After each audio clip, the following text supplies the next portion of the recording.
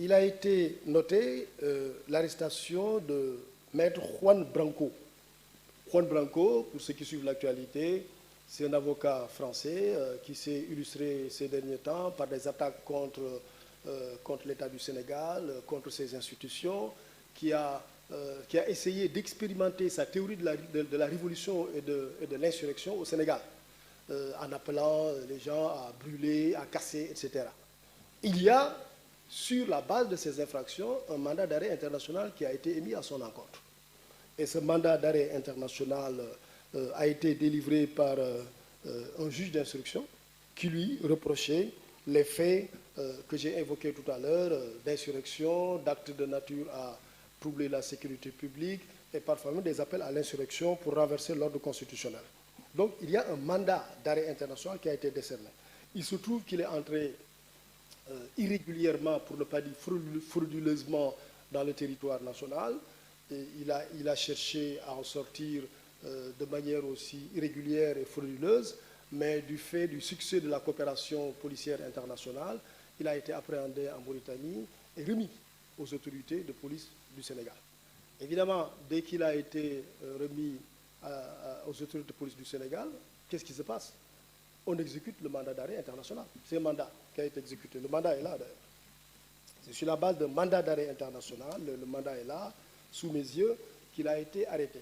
Et quand il a été arrêté, mandat d'arrêt, quand on vous arrête, on vous conduit directement en prison. En l'occurrence, c'était la maison d'arrêt et de correction de Rebeuss. Il a été conduit là-bas. Il a été présenté à un juge d'instruction ce matin. Et le juge d'instruction a exécuté le mandat d'arrêt international. Parce que le mandat d'arrêt, c'est quoi? C'est pour arrêter quelqu'un. On l'a arrêté. Donc une fois qu'on l'arrête, le mandat d'arrêt a rempli sa fonction. Sa fonction, c'était de faire arrêter le monsieur. Le mandat d'arrêt a été exécuté. Donc il a été arrêté. Lorsqu'il a été arrêté, notamment par l'exécution du mandat d'arrêt international, le juge d'instruction l'a inculpé et lui a accordé la liberté provisoire. Il l'a inculpé, pourquoi? Parce que les infractions qui étaient visées, ce sont les plus hautes poursuites. Ce sont des infractions délictuelles pour certaines, criminelles pour d'autres. Ça veut dire que sa détention, pour les besoins de l'information judiciaire, peut même dépasser 6 mois. Il se trouve aussi que pour ces faits, il ne peut pas être jugé en flagrant délit. Ce n'est pas possible. Ce n'est pas des faits pour lesquels on applique la procédure de la flagrance. C'est pour ça donc qu'il a été inculpé. On aurait pu le mettre sous mandat de dépôt pendant des années, mais l'option du juge d'instruction, ce n'est pas le parquet, ce n'est pas le procureur. C'est le juge qui a souverainement décidé de l'inculper et de lui accorder la liberté provisoire. Je rappelle que le parquet ne s'y oppose pas. Pourquoi? Parce que, c'est vrai, la liberté est la règle, la détention l'exception.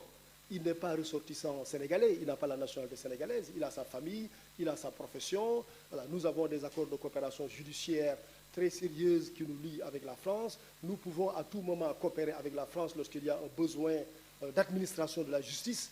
Il n'y avait pas donc de raison de le garder dans les liens de la détention. Mais, attention, cela veut dire quoi? Cela veut dire, la procédure de l'information judiciaire continue à son encontre.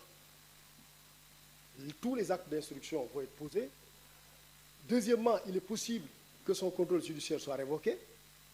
Et troisièmement, il peut être jugé lorsque l'information sera clôturée.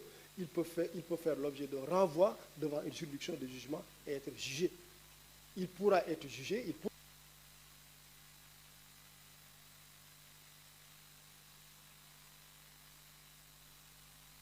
Effectivement, clôturer l'information, le renvoyer en jugement et le juger. Et lorsqu'il sera question de le juger, je le disais tout à l'heure, nous avons des relations de coopération judiciaire en France qui font que, il peut, par exemple, purger cette éventuelle peine en France. Voilà, donc pour le cas de Branco, c'est ça. Voilà, il a été inculpé avec une liberté provisoire. Et la suite administrative, c'est quoi? C'est que le ministre de l'Intérieur a pris un arrêté pour l'expulser du territoire sénégalais. Donc il est expulsé du territoire sénégalais et donc dans les prochaines heures, il devrait en tout cas quitter le territoire sénégalais.